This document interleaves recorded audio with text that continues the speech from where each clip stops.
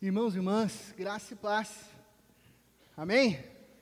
Nós estamos na terceira mensagem da série Superar é Preciso. Esse é o tema central, superar é preciso. Semana passada nós conversamos sobre o ditado, quem apanha nunca esquece. E vimos que a Bíblia nos propõe um outro axioma, quem apanha, perdoa. Quem apanha nunca esquece é que o pessoal lá fora diz. Para nós que somos o povo de Deus, quem apanha, perdoa. E realmente falar sobre perdão é um grande desafio. Mas olha só que legal, durante a semana, algumas pessoas me chamaram, muitas para aconselhamento, outras para me atualizar, ainda outras mandaram mensagem.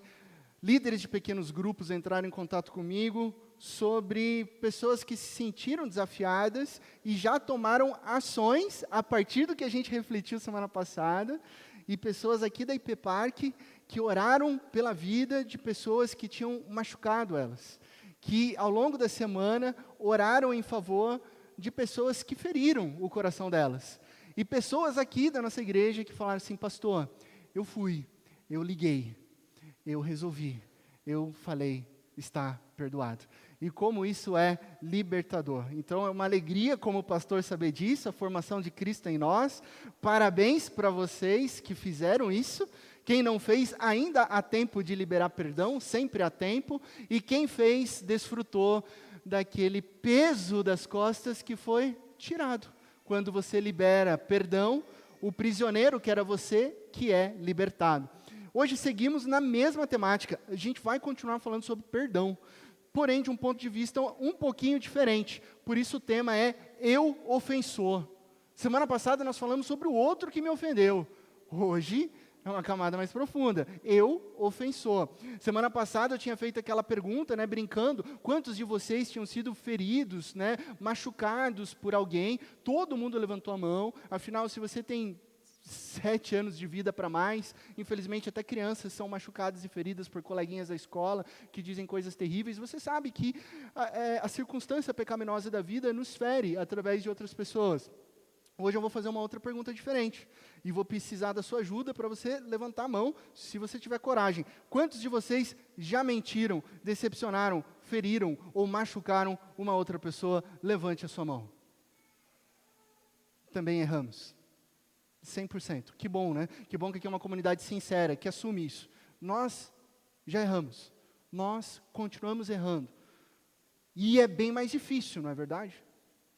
É mais difícil quando eu olho para mim, eu ofensor, que magoo outra pessoa, machuco o coração de outrem, do que alguém que me fira.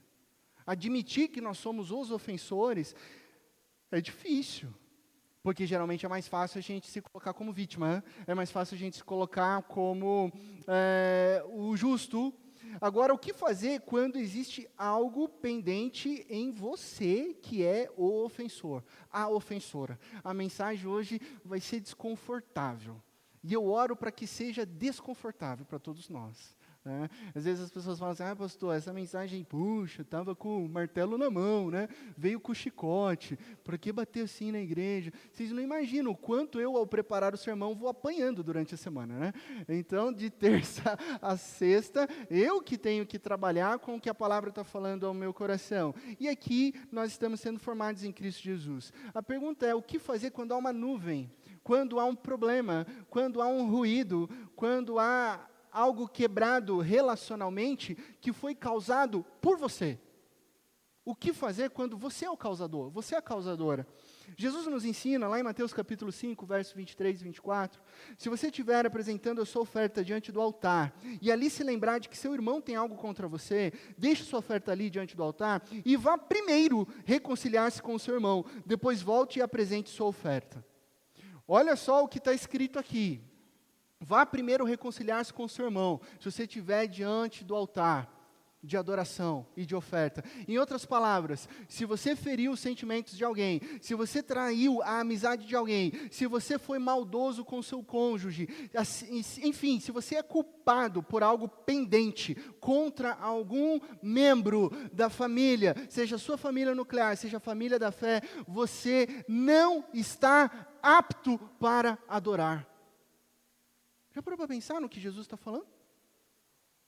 você não está apto para adorar.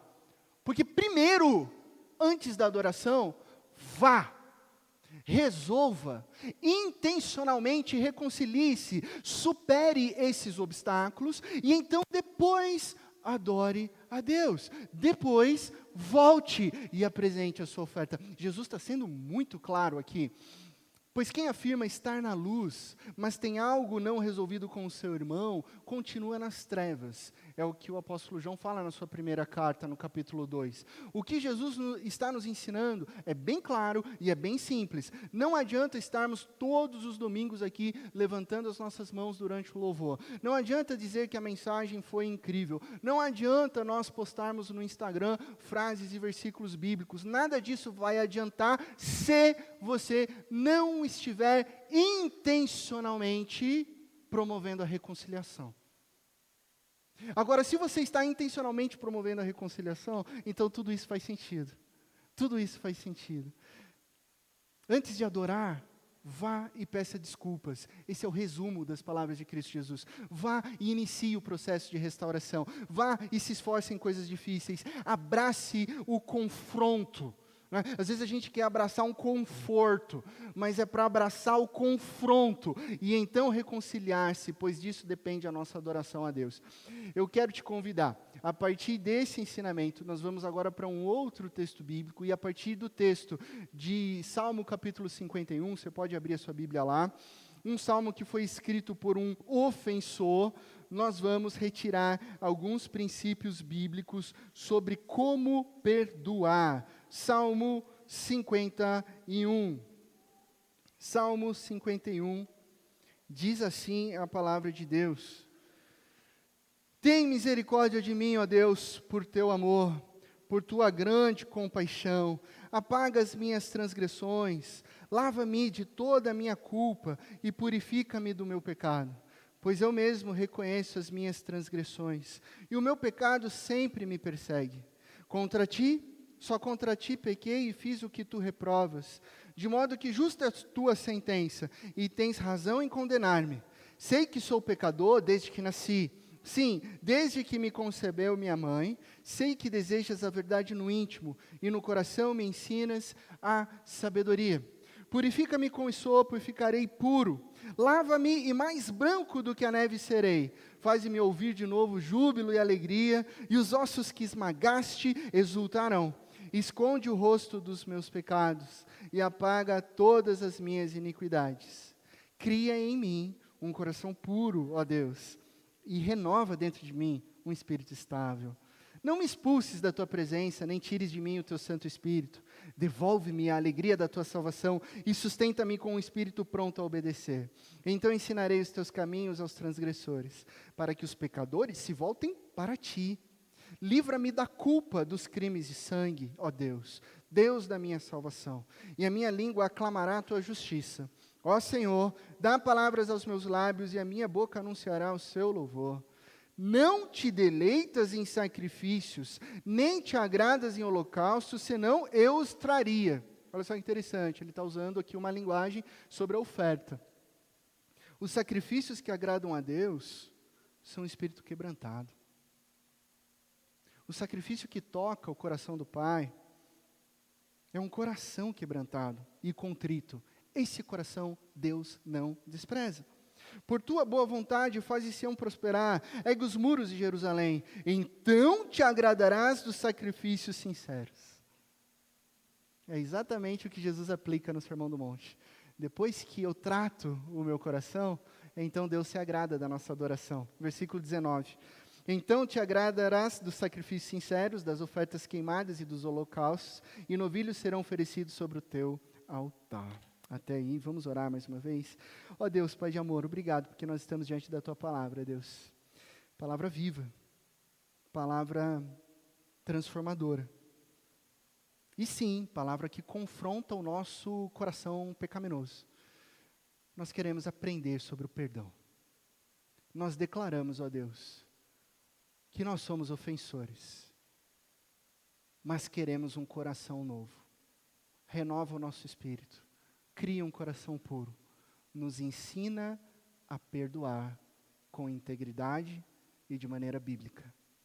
É no nome de Cristo que nós oramos. Amém. Amém. Eu vou te contar uma história sobre dois homens que moravam numa mesma cidade. Um homem era muito rico e o outro muito pobre. O rico, ele era pecuarista, dono de centenas de milhares de cabeças de gado. O pobre tinha apenas um cordeirinho. E esse cordeirinho único, ele acabou crescendo junto com as crianças, né, junto com os filhos.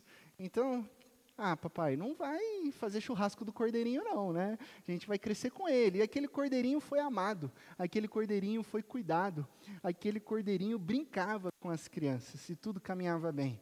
Um belo dia, um amigo do rico, que vinha de outra cidade, foi se hospedar na casa desse milionário pecuarista. Só que esse milionário pecuarista, muito avarento, não quis se desfazer de um de seus bois. Então, o que ele fez? Foi lá e furtou o cordeirinho daquele pobre e fez um banquete para o seu hóspede, enquanto crianças choravam a dor de ter perdido aquele único cordeirinho. Qual que é a sensação que está no seu coração de ouvir essa história? Como você fica diante dessa situação? Raiva, indignação, sede de justiça. Onde já se viu? Centenas de milhares foi lá e matou o único cordeirinho daquelas crianças pobres. Pois bem, essa ilustração não fui eu que criei. Essa ilustração foi contada pelo profeta Natã, está lá em 2 Samuel, capítulo 12, que contou essa história para o rei Davi. E o rei se indignou. O rei falou: onde já se viu? Tragam esse homem aqui para mim, que eu farei justiça contra ele. Então o profeta respondeu: Davi, você é esse homem. Davi, você é esse ofensor. Sabe por quê, Davi? Aí o Davi já para, né? Gela a alma, fica branco, perde a cor, olha no fundo dos olhos do profeta, e o profeta explica: Davi, você tendo tudo o que Deus te deu, sendo rei sobre Israel, o povo escolhido de Deus, você desprezou a palavra do Senhor e tomou para si uma mulher que não era sua. Você tomou para si a mulher de Urias, teu servo. Não contente, você foi lá e assassinou aquele homem que não tinha culpa. Davi, você é o ofensor. Quando você ofendeu esse homem e sua família, você ofendeu a Deus. Depois de ser confrontado, Davi escreveu o salmo que nós acabamos de ler.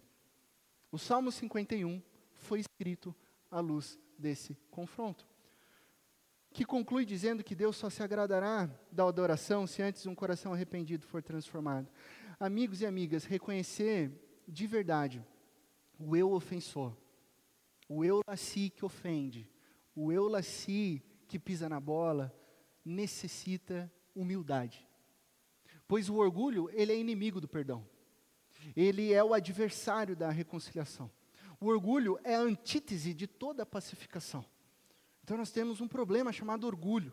Exemplo, quando eu estou geralmente diante de duas pessoas que estão com problemas no relacionamento, seja qual for o tipo de relacionamento, pode ser de amizade, geralmente é conjugal, o que é muito comum de eu ver são duas pessoas orgulhosas falando sobre os erros do outro.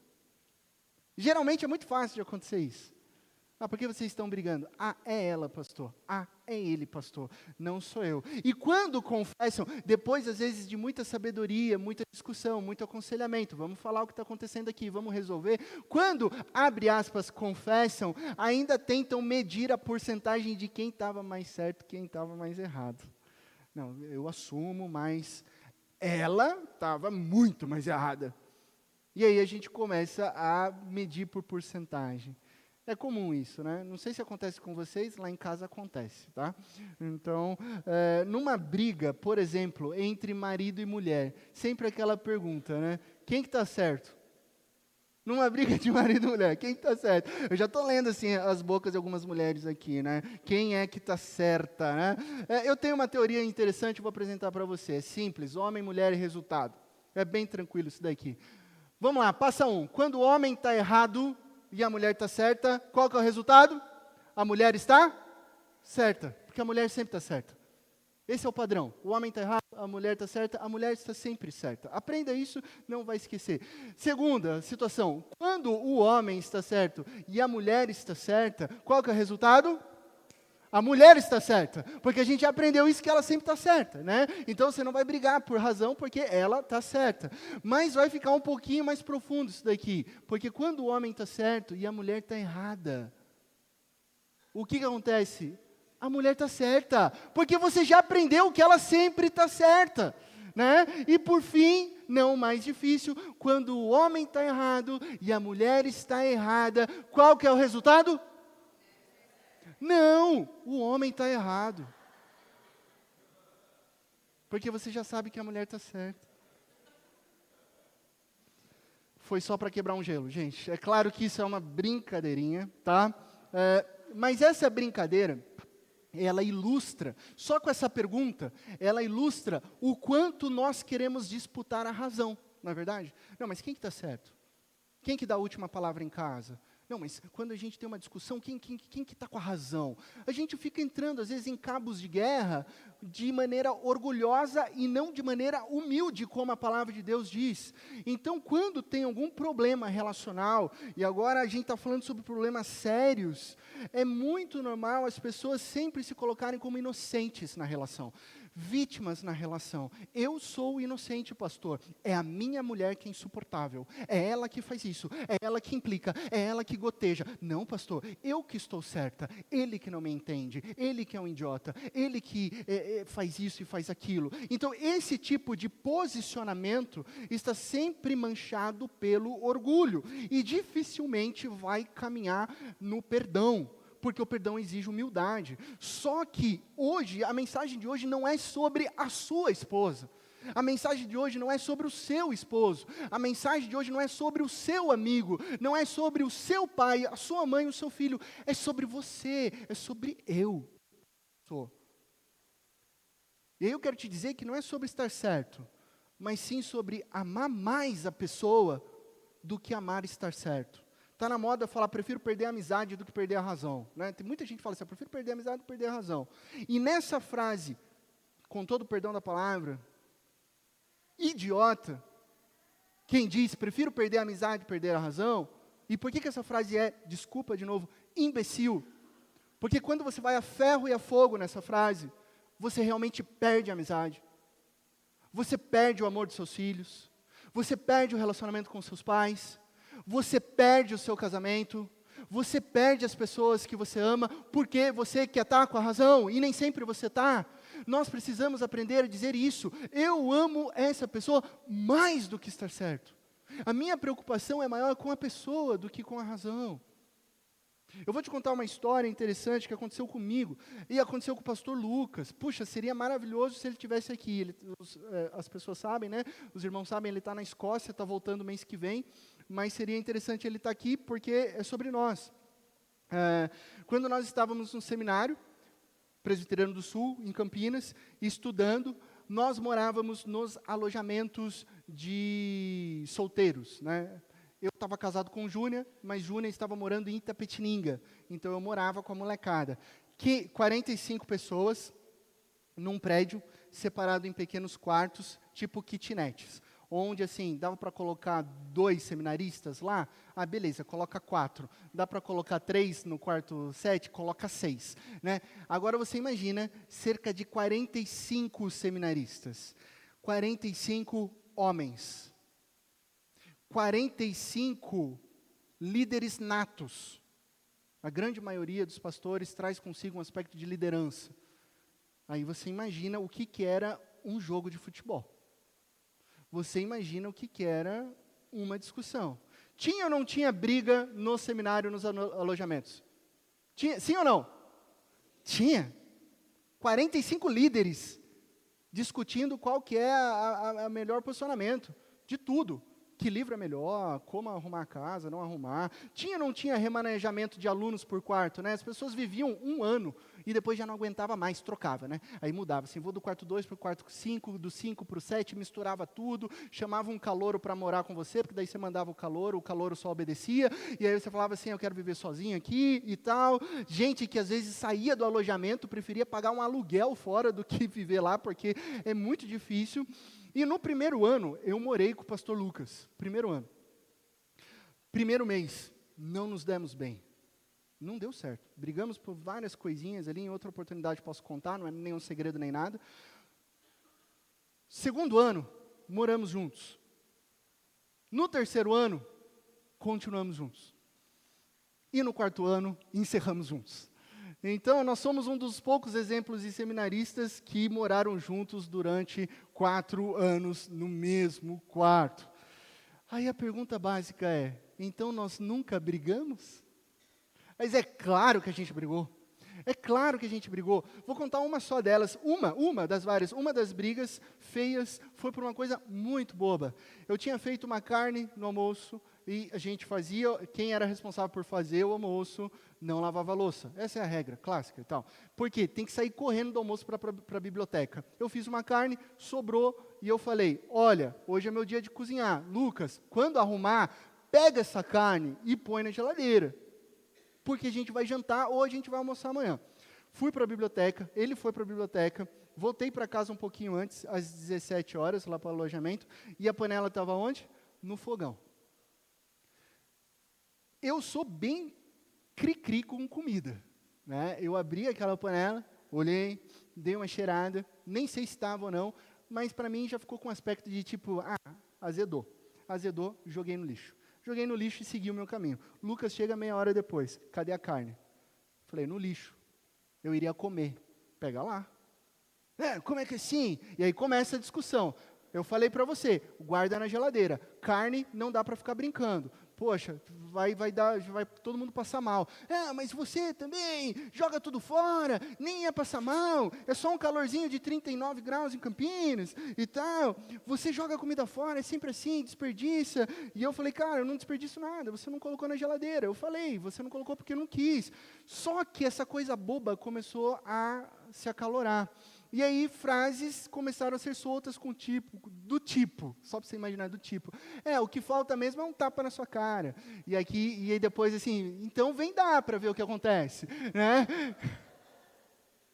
Depois dessa frase, já tinham outros 2 seminaristas no meio, né? Graças a Deus, né? Fato é que nos apartaram, obviamente, e a gente ficou sem falar 2 dias. O orgulho impedia a reconciliação. A gente acordava de manhã, no mesmo quarto, ia para a aula, voltava, aí funcionou tudo, né? O que cozinhava, o que lavava a louça, mas ninguém falava com ninguém. Ele achava que ele estava certo, eu achava que eu estava certo. E o diabo tinha certeza que tinha plantado uma briga entre 2 amigos do reino. Enquanto a gente estava achando um outro quem estava certo. Até que pela graça de Deus, nós sentamos para conversar e dizer o seguinte, cara, que coisa idiota isso. A nossa amizade está muito mais além do que estar com a razão. Cara, me perdoa, eu fui um babaca. Eu poderia ter te avisado antes de jogar fora a carne. Se você quisesse comer a carne estragada, azeda, era problema seu, me desculpa. Cara, mano, me perdoa, falei bobagem também, poxa, explodi. Somente quando nós 2 decidimos nos humilhar, porque houve humilhação, e honrar o outro, é que houve perdão e restauração para a amizade. Uma amizade que foi restaurada, uma amizade que foi perdoada, que ficou lá para trás, e que hoje a gente é irmão. Fato é que ele trabalha aqui comigo, é meu irmão. Estou junto com ele em todos os momentos. A Bíblia nos orienta, vá e restaure o seu relacionamento. Ame a pessoa mais do que estar certo. Ok, pastor, mas como que eu faço isso? Como eu, ofensor, devo me desculpar? Porque essa é uma boa pergunta. Tem gente que não sabe se desculpar. Tem gente que acha que se desculpar é dizer igual criança de 5 anos, né? Desculpa. Tem gente que acha que é fugir da responsabilidade e falar que está tudo bem, fingindo, mas não está tudo bem. Ou aquela frase clichê, que em nome de Jesus você não vai dizer mais, tá? Me desculpa qualquer coisa. Gente, que ridículo é isso? Me desculpa qualquer coisa. Quem fala isso? Por quê? Você está devendo alguma coisa? Fala para mim o que você está devendo. Ah, não é nada não. Não é nada não? Você fez alguma coisa para mim? Não, não fiz. Então não pede desculpa do que você não fez. Né? Me desculpa qualquer coisa. Me desculpa se eu te ofendi. Né? É uma frase que vem do mundo dos esportes, vem do mundo do futebol. Né? Por que vem do mundo do futebol? Porque quando você sai do futebol e fala, me desculpa qualquer coisa, é porque você sabe que você deu pernada nele. Né? Você sabe. Aí você quer se aliviar. Isso não é pedir desculpas, isso é continuar sendo orgulhoso e covarde. O Salmo 51 vai nos trazer 5 movimentos de como nós devemos nos desculpar diante de Deus e, consequentemente, como que a gente resolve situações com as pessoas as quais nós ferimos. O primeiro ponto que eu quero compartilhar com você, assuma a sua ofensa. O salmista está falando, só contra ti pequei e fiz o que tu reprovas. O salmo, ele, num primeiro movimento, é sobre a ofensa contra o Senhor. Na teologia bíblica, quando a gente olha a teologia bíblica, nós nos lembramos de vários textos de Cristo Jesus, as cartas, 1 João falando que não tem como eu estar bem com Deus se eu não estiver bem com o meu irmão. Não tem como isso. Então, nós aplicamos, num segundo movimento, esse salmo nas nossas relações. Se você não perdoar, se você não pedir desculpa para o seu irmão, para a sua irmã, você não terá perdão com o Pai. É isso que Jesus nos ensina em Mateus capítulo 6. Por isso, nós estamos utilizando esse salmo. Só contra ti pequei e fiz o que tu reprovas. Assuma. Primeira coisa, diga o que você fez. Não é desculpe qualquer coisa, é perdão porque eu fui um grosso com você ontem à noite. Perdão porque eu gritei com você ontem. Me perdoe porque eu menti para você em tal situação, e isso, aconteceu aquilo, e a culpa é minha, eu menti. Desculpa porque eu fiz o oposto do que a gente combinou na nossa amizade, na nossa relação. Me perdoe. Seja específico. Ah, pastor, mas eu não fiz nada. Tem muita gente que fala, eu não fiz nada. E tem muita gente que não faz nada mesmo. Os teólogos vão falar que existe pecado por omissão e pecado por comissão. Às vezes a gente precisa se desculpar por não ter feito nada. Se você é dessa personalidade que sempre não faz nada, precisa se desculpar por não fazer nada. Me perdoe porque eu não te protegi. Eu não fiz nada. Me perdoe porque eu não fui um bom marido. Me perdoe porque eu não te sustentei. Me perdoe porque eu não dei atenção aos meus pais. Não dei atenção a você, meu filho. Me desculpa porque eu negligenciei. Eu não fiz nada com o nosso casamento e deixei as coisas piorarem. Mesmo eu sendo marido e, portanto, responsável pela espiritualidade do lar, responsável pelo teu amor, responsável pelo amor das crianças, eu não fiz nada. Me perdoa por não ter feito nada. Seja específico. Coragem, nomeie o seu erro e assuma o que você fez. Esse é o primeiro ponto. O segundo ponto é esse: pare de se justificar. Versículo 3 diz, pois eu mesmo reconheço as minhas transgressões. O salmista não está justificando. Sabe o que é, Natan? Profeta, também, né? A mulher de Urias estava tomando banho com pouca roupa lá, aí eu me empolguei. Não, ele não está justificando. Ele está reconhecendo, eu reconheço as minhas transgressões. Reconheça, não dê desculpas. Eu canso de ver situações conjugais em que a pessoa tenta se justificar, fazendo o quê? Jogando a culpa na outra parte. O cara está vendo pornografia, está destruindo o seu lar, está arrebentando a sua família, aí ele joga a culpa em quem? Na esposa. Também, esposa, você não satisfaz as minhas necessidades. A culpa é dela, pastor, porque ela não me procura, e pipipi, popopó. E tenta justificar o teu pecado, arrebentando a tua mente, arrebentando o teu lar, arrebentando a tua aliança. O cara grita com a esposa, agride verbalmente, fala coisas que destroem o interior dela, que na verdade é simplesmente com ele, tá? Quando a gente fere as nossas esposas, nós estamos nos ferindo, ela está lá chorando, ela está lá mal, e o cara ainda impõe mais peso. Também você não faz nada de certo. Você é isso, você é aquilo. Eu tive que fazer isso com você por causa de você. Você é sempre assim? Você não muda as suas atitudes? Você não presta para nada? E aí vai elevando o nível de ofensas. Não, cara. Você não é assim por causa da sua esposa. Você não é assim por causa dos seus pais. Você não é assim por causa dos seus filhos que são cheios de energia. Você não é assim por causa dos outros. Você é só mais um covarde que não assume o teu BO. E não reconhece. E enquanto você não reconhecer, você não vai sair desse ciclo. Você vai ficar como uma criança, se justificando. Sabe criança que briga no parque? Você chega lá, vai separar as crianças, o que acontece? Eu estava no balanço primeiro, mas foi ele que chegou. É criança que faz isso. Não adultos. Adultos reconhecem as transgressões. Pare de se justificar e assuma. Eu errei. Eu fui fraco. Eu fui enganada. Eu fui um babaca. Não você. Eu fui. Eu errei. E por isso eu sinto muito. Me perdoa. Quando você ouvir que está errado ou errada, não responda.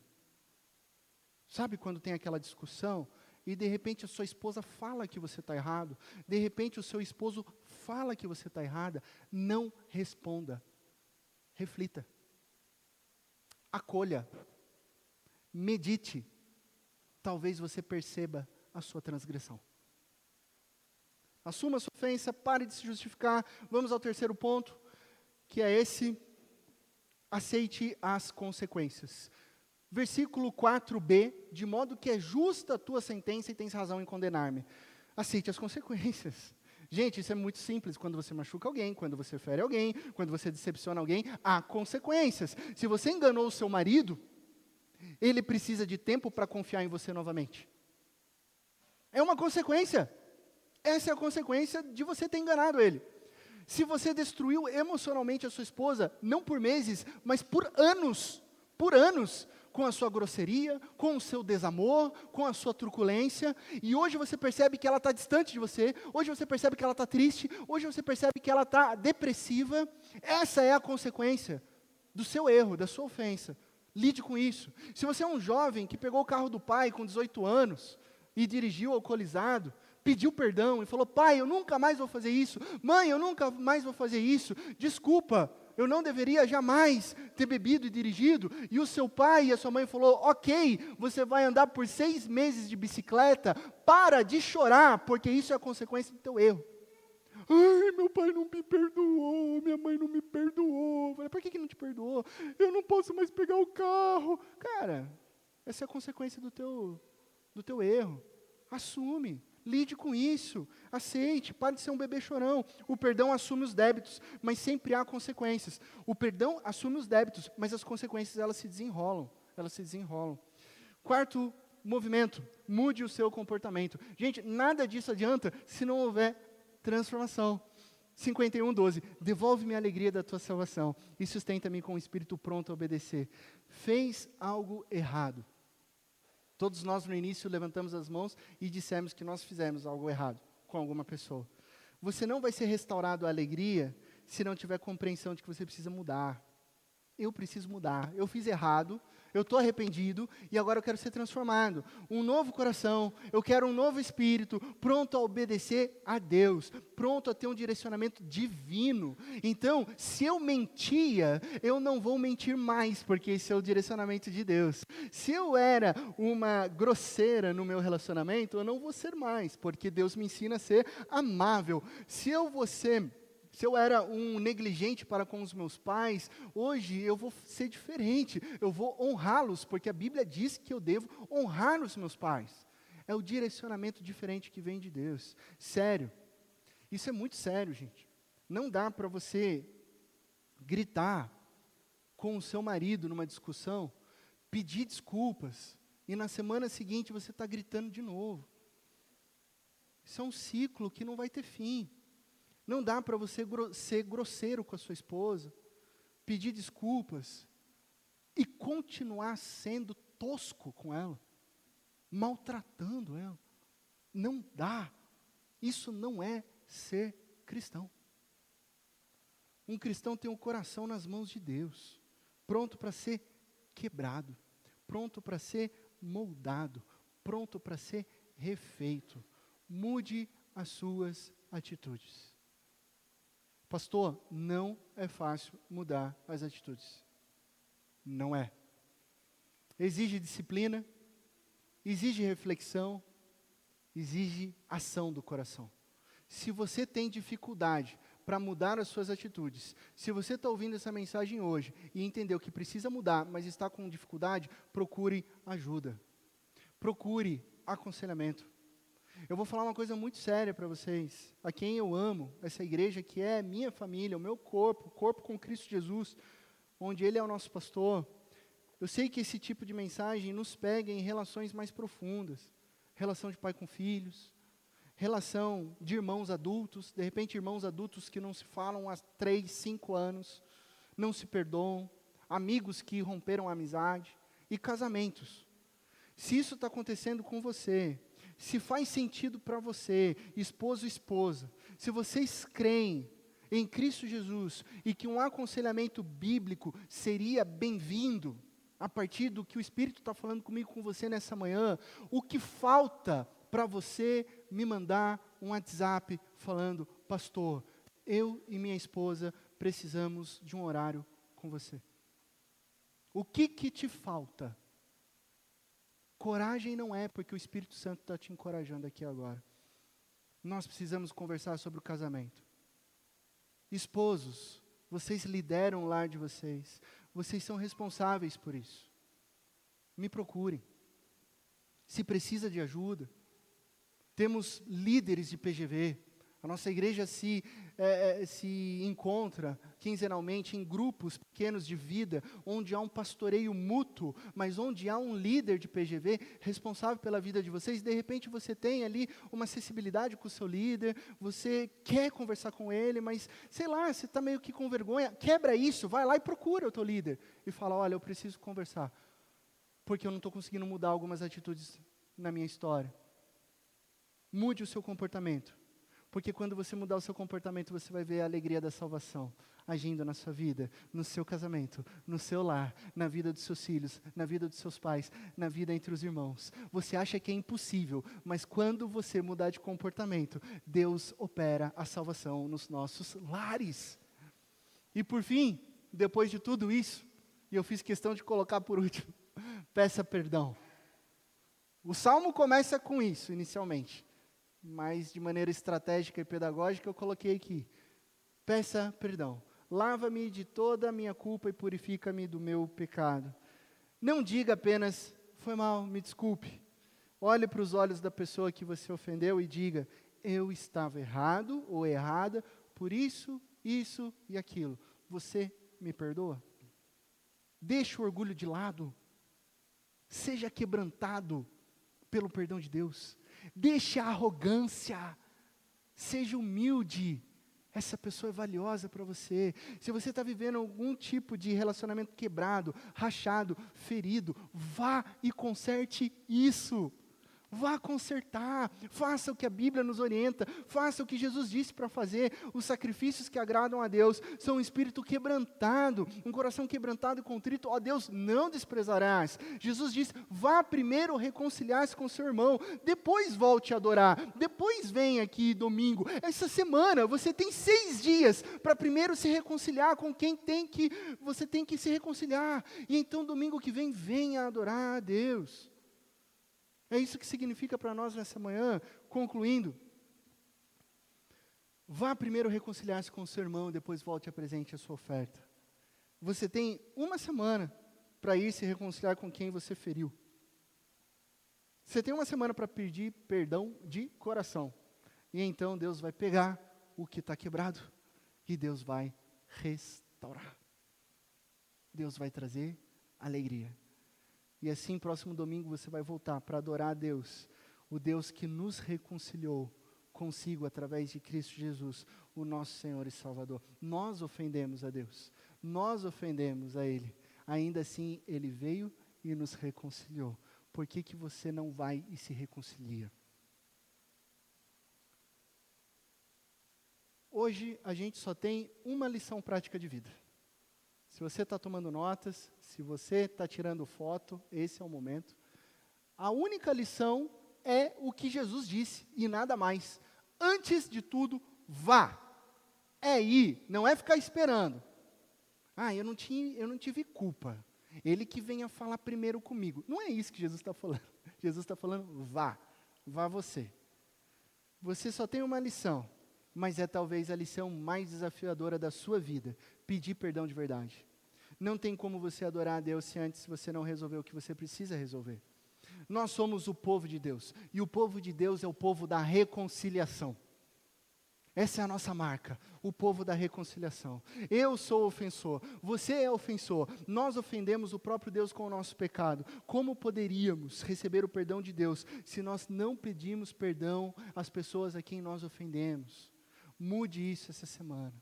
No poder do Santo Espírito de Deus, tome coragem, reconheça seus erros, assuma as consequências, seja corajoso e corajosa e vá reconciliar-se com quem você ofendeu.